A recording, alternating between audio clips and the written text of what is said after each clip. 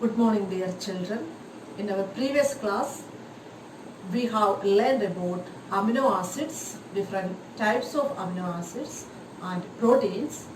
Today we are going to discuss the structure of protein and another biomolecule, nucleic acid. Classification of protein. Depending on the shape and function, proteins are mainly classified into two. First one is fibrous protein and second is globular protein.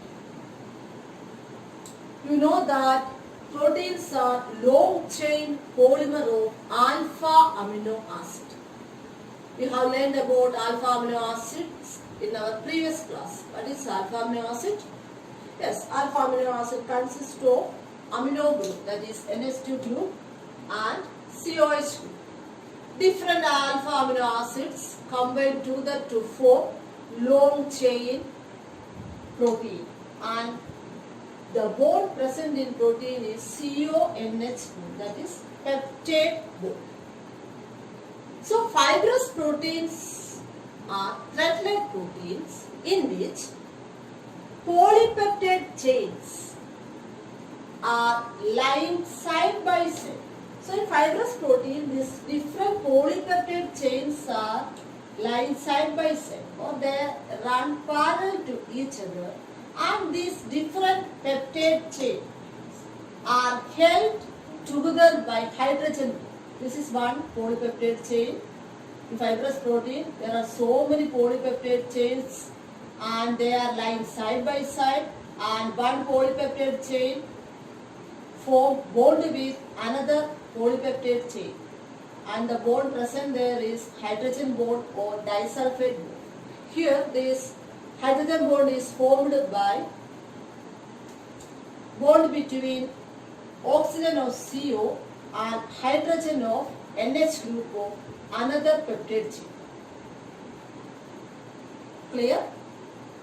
And disulfide bond is sulfur-sulfur bond. And these fibrous proteins are insoluble in water and are chemically inactive. They are insoluble in water and they are chemically inactive. Actually, these fibrous proteins look like a rope. You know that there are different strands in rope. So in fibrous proteins also there are different strands, and these different strands of polypeptide chains. And these chains are held together by hydrogen bond or disulfide. Examples of fibrous proteins are keratin. Keratin is present in hair, silk, wool, etc. Another example is myosin. Myosin is present in muscles. So myosin is a protein present in muscles. Another protein is globular proteins. Here, polypeptide chains are coiled around each other to form a spherical shape. In globular proteins, these peptide chains are folded, twisted, or coiled around each other to form a spherical shape. So, globular proteins are spherical in shape. And the properties of these globular proteins are they are soluble in water and they are chemically reactive. Examples are hemoglobin, egg albumin, insulin, etc. So fibrous proteins are thread-like protein and globular proteins are spherical in shape. Clear? Structure of protein. Structure of protein can be studied at 4 different levels: primary, secondary, tertiary and quaternary structure. First one is primary structure. You know that proteins may have one or more polypeptide chains. Each polypeptide in a protein has amino acids linked with each other in a specific sequence, and the sequence in which the amino acids are arranged in a protein is called the primary structure of protein. Each protein has a specific sequence of amino acid units which is critical of its biological activity. So, primary structure gives the sequence in which amino acids are arranged in a protein. പ്രോട്ടീൻ്റെ അകത്ത് എങ്ങനെയാണോ amino acid arrange ചെയ്തിരിക്കുന്നത് അതാണ് പ്രോട്ടീൻ്റെ primary structure കാണിക്കുന്നത്. Clear? Even a change of just one amino acid in the sequence can cause a drastic change in the properties of the protein molecule. For example, hemoglobin. You know that hemoglobin is a protein. It is a globular protein. Hemoglobin molecule contains 574 amino acid units. A change of just one amino acid in the sequence results in a defective hemoglobin which is found in patients suffering from sickle cell anemia. So sickle cell anemia is caused by the defective hemoglobin. Clear?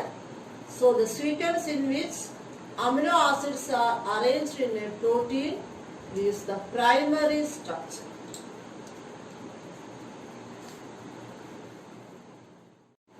Secondary structure of protein. We know that primary structure is the sequence in which amino acids are arranged in protein. Then what is secondary structure? It gives the manner in which polypeptide chains are folded or arranged in a protein. ഒരു പ്രോട്ടീൻ്റെ അകത്ത് amino acid എങ്ങനെയാണ് arrange ചെയ്തിരിക്കുന്നത് that gives the primary structure. But in secondary structure, it gives the manner in which polypeptide chains are folded or arranged. You know that polypeptide consists of large number of amino acids joined together by peptide bonds. So how these polypeptide chains are folded or arranged, that gives the secondary structure. Or we can say that this secondary structure refers the shape in which a long polypeptide chain can exist. So secondary structure gives the shape of the polypeptide chains. How polypeptide chains are folded or arranged, that gives the secondary structure of protein. Clear? Secondary structure of protein is found to exist in two different types of structures. First one is alpha helix structure and second is beta pleated structure. You know that proteins contain large number of polypeptide chains. In alpha helix structure, these polypeptide chains are twisted to form a right-handed spiral-like structure, and the tails of the coil are held together by hydrogen bond. Here this hydrogen bond is formed between CO of one peptide chain with NH of another peptide chain or adjacent peptide chain. You know that peptide chain is CO-NH bond. Peptide linkage is CO-NH. Here this hydrogen bond is formed between CO of one polypeptide chain with NH of another peptide chain. Oxide of this CO form hydrogen bond with hydrogen of this NH. Here also hydrogen bond is present. Here also hydrogen bond is present. So here the tails of the coil are held together by hydrogen bond. Clear? Another type of secondary structure is beta pleated structure. First one is alpha helix structure. This is beta pleated structure. In beta pleated structure, polypeptide chains are stretched out to maximum extension and they are laid side by side, and these polypeptide chains are held together by intermolecular hydrogen bonding. Clear? In alpha helix structure, their polypeptide chains are twisted to form a right-handed spiral-like structure. Here, these polypeptide chains are stretched out to maximum extension. You know that a polypeptide contains large number of amino acids and are joined together by peptide linkage, that is CONS linkage. So amino acid consists of peptide linkage, that is CONS linkage, and a polypeptide means it contains large number of amino acids and are held together by CONS linkage, that is peptide linkage. In beta-pleated structure, these polypeptide chains are stretched out to maximum extent and they are laid side by side. Like alpha helix structure, this beta-pleated structure also, these polypeptide chains are held together by hydrogen bond. Alpha helix structure inde agathu, beta-pleated structure inde agathum peptide chains held ചെയ്തേക്കുന്ന hydrogen bond വേണ്ടിയാണ്. പക്ഷേ alpha helix സ്ട്രക്ചറിൻ്റെ അകത്ത് അതൊരു spiral like സ്ട്രക്ചറാണ്. അവിടുത്തെ peptide chain fold ചെയ്ത് അല്ലെങ്കിൽ twist ചെയ്ത് ഒരു സ്പൈറൽ പോലായി. ഇവിടെ ആണെങ്കിൽ മാക്സിമം എക്സ്റ്റെൻഡിൽ അത് സ്ട്രെച്ച് ഔട്ട് ചെയ്തിരിക്കുകയാണ് peptide chains. Here also these peptide chains are held together by hydrogen bond. So in both alpha helix structure and beta pleated structure, polypeptide chains are held together by intermolecular hydrogen bond. So that's all about secondary structure of protein. Clear? Next is the tertiary structure of protein. Tertiary structure is the three-dimensional structure of protein. It is obtained by the further folding of secondary structure. You know that secondary structure is obtained by the folding of polypeptide chain. This tertiary structure is obtained by the overall folding of polypeptide chain. That means it is obtained due to the folding of secondary structure. Secondary structure folded together to give tertiary structure. And this tertiary structure gives the molecular shape to protein, fibrous or globular protein. The fibrous or globular shape of the protein depends on its tertiary structure. Clear? Quaternary structure of protein. Some of the proteins are composed of two or more polypeptide chains referred to as subunits. You know that proteins are made of polypeptide chains. But some of the proteins are composed of two or more different polypeptide chains. And this polypeptide chain act as subunits. The spatial arrangement of the subunits with respect to each other gives the quaternary structure of that protein. For example, hemoglobin. Hemoglobin is composed of 4 different polypeptide chains. So primary structure gives the sequence in which amino acids are arranged in a protein. The protein that amino acid എങ്ങനെയാണോ arrange ചെയ്യുന്നത്, that gives the primary structure. Secondary structure gives the folding of polypeptide chain. Tertiary structure gives the three-dimensional structure of that protein. The protein the three-dimensional structure is tertiary structure. It gives shape to a protein. Then quaternary structure means some proteins are composed of two or more different polypeptide chains and they act as subunits. The spatial arrangement of these subunits with respect to each other is quaternary structure. and the subunits or these polypeptide chains are held together by hydrogen bond or disulfide linkage or van der Waals force of attraction, etc. So that's all about structure of protein: primary, secondary, tertiary and quaternary structure. Clear? Denaturation of protein. What is denaturation of protein?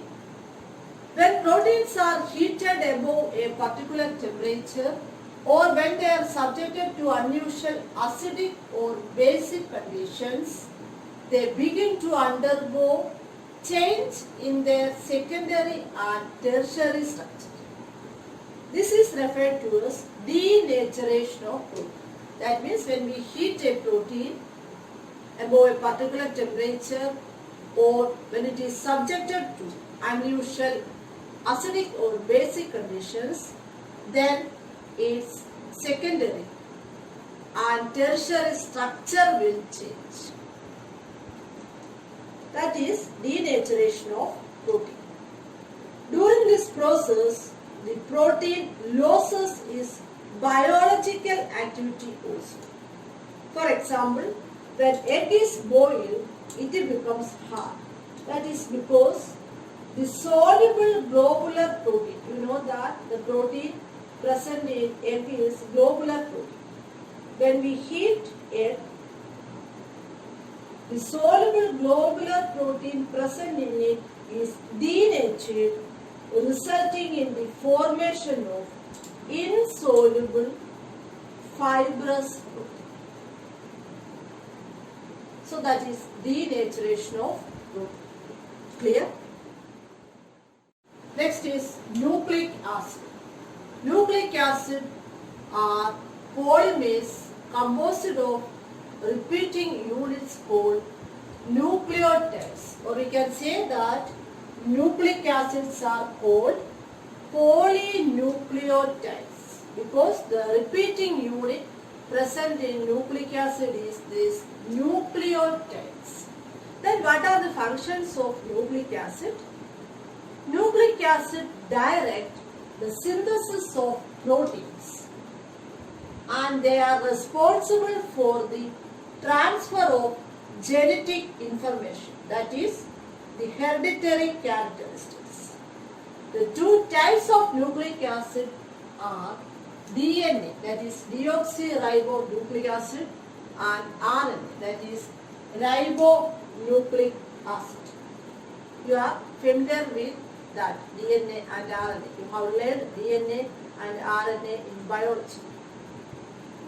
So nucleic acids are polynucleotides, or the repeating unit present in nucleic acid is this nucleotides. These nucleotides consist of three parts. They are a 5-membered carbon sugar. That sugar is either ribose sugar or deoxyribose sugar. The second part is a heterocyclic base, a nitrogen containing heterocyclic base. And third part is a phosphate. So nucleotide consists of three parts: 5-membered carbon sugar, a heterocyclic base and a phosphate group. This nitrogen containing heterocyclic base are of two types. They are purine base and pyrimidine base. These purine bases are derived from purines. Purine bases are adenine, which is represented as A, and guanine, that is G. Next is pyrimidine base. The bases derived from pyrimidine are called pyrimidine base. Pyrimidine bases are cytosine, that is C, thymine, T, and uracil, that is U. No need to learn the structure of these bases. So the two heterocyclic bases are purine base and pyrimidine base. Purine bases are adenine and guanine, and pyrimidine bases are cytosine, thymine and uracil. This phosphate group is linked to a hydroxyl group of the sugar. So we can say that this phosphate group are responsible for the linkage in nucleic acid. It is linked to the hydroxyl group of sugar. Clear? So the three parts of nucleotide are 5-membered carbon sugar, nitrogen containing heterocyclic base and a phosphate group. Clear? The individual nucleotides are linked through phosphate groups. The primary structure of nucleic acid can be simply represented as this. It contains base, sugar, phosphate. The combination of this base and sugar is called nucleoside. You know that nucleotide is the repeating unit present in nucleic acid, and these nucleotides contains three parts: base, sugar and phosphate group. The combination of this base and sugar is called nucleoside. Clear? So this is the primary structure of nucleic acid. You know that nucleic acid are of two types, that is ribonucleic acid RNA and deoxyribonucleic acid DNA. In ribonucleic acid, the nucleotides consist of the sugar ribose, phosphoric acid and base adenine, guanine, cytosine and uracil. So these are the three parts present in the nucleotide of RNA. You know that nucleotide consists of three parts: sugar, base and phosphate group or phosphoric acid. In RNA, that is ribonucleic acid, the sugar present there is ribose sugar, and phosphoric acid also present there, and the bases present in ribonucleic acid or RNA are adenine, guanine, cytosine and uracil.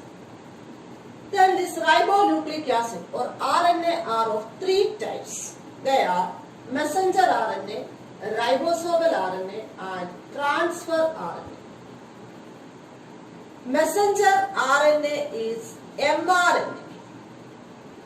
The function of that messenger RNA or mRNA is it carries the message of DNA for specific protein synthesis. So that is the function of messenger RNA. It carries the message of DNA for protein synthesis. Then what is ribosomal RNA? It is represented as rRNA. It provides the site for protein synthesis in the cytoplasm. So ribosomal RNA provides the site for protein synthesis. The last one is transfer RNA or tRNA. It transfers amino acids to the site of the protein synthesis. We know that amino acids are the building block of protein. Then transfer RNA transfers amino acids to the site of the protein synthesis. Clear? Structure of DNA. DNA chain consists of two strands of polynucleotides coiled around each other in the form of a double helix like a twisted ladder. Two strands of DNA interact to form the double helix, where the sugar phosphate backbone forms the rails of the ladder. while pairs of nitrogenous bases, either purines or pyrimidines, form the steps of the ladder.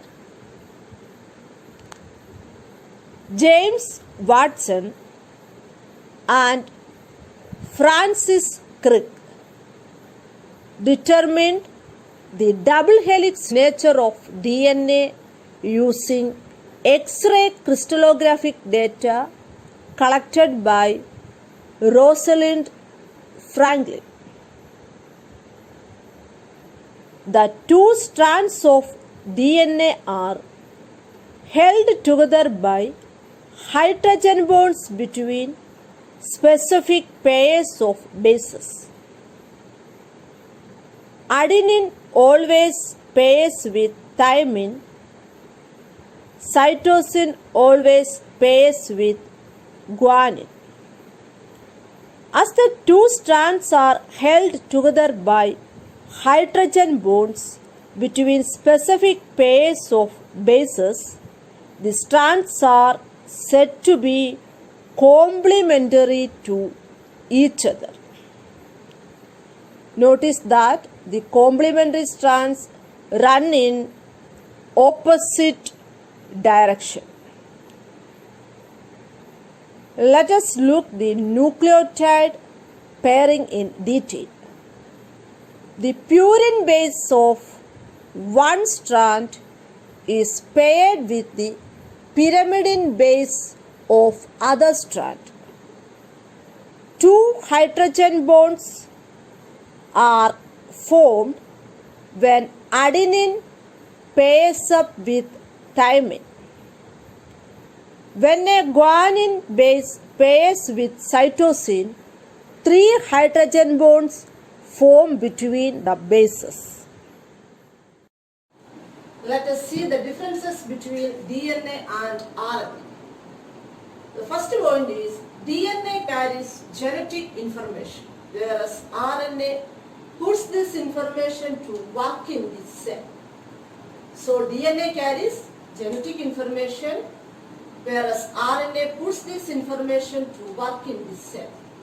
Second point is the sugar present in RNA is ribose sugar, whereas in DNA the sugar is deoxyribose sugar. So ribose sugar is present in RNA and in DNA it is 2-deoxyribose sugar. The four bases present in DNA are cytosine, thymine, guanine and adenine. Cytosine, thymine, adenine and guanine. But in RNA, cytosine, adenine, guanine and uracil are present. So in RNA, instead of thymine, the base uracil is present. Clear? Fourth point is DNA has double-stranded structure, but RNA has a single-stranded structure. DNA has double-stranded structure and RNA has single-stranded structure. Fifth point is DNA occurs mainly in the cell nucleus, while RNA occurs in the cytoplasm of the cell. DNA occurs in the nucleus of the cell, but RNA occurs in the cytoplasm of the cell. The last point is DNA undergoes replication while RNA usually does not. Clear? We have completed this chapter biomolecules. You should revise all the topics of this chapter today itself. Carbohydrates, structure of glucose and fructose, proteins and nucleic acid.